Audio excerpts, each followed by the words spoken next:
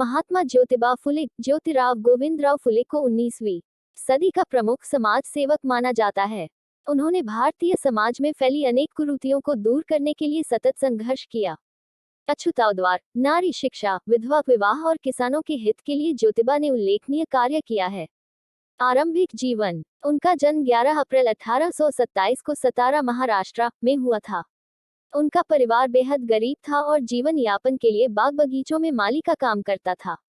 ज्योतिबा जब मात्र 1 वर्ष के थे तभी उनकी माता का निधन हो गया था। ज्योतिबा का लालन पालन सगुनाबाई नामक एक दाई ने किया। सगुनाबाई ने ही उन्हें मां की ममता और दुलार दिया।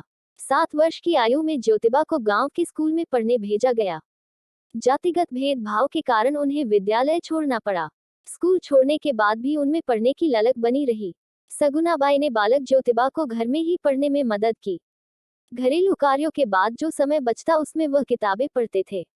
ज्योतिबा पास पड़ोस के बुजुर्गों से विभिन्न विषयों में चर्चा करते थे।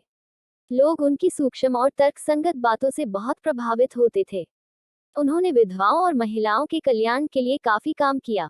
उन्होंने इसके साथ ही किसानों की हालत सुधारने और उनके कल्याण के लिए भी काफी प्रयास किए। स्त्रियों की दशा सुधारने और उनकी शिक्षा के लिए ज्योतिबा ने 1848 में एक स्कूल खोला। यह इस काम के लिए देश में पहला विद्यालय था। लड़कियों को पढ़ाने के लिए अध्यापिका नहीं मिली तो उन्होंने कुछ दिन स्वयं यह काम करके अपनी पत्नी सावित्री को इस योग्य बना दिया।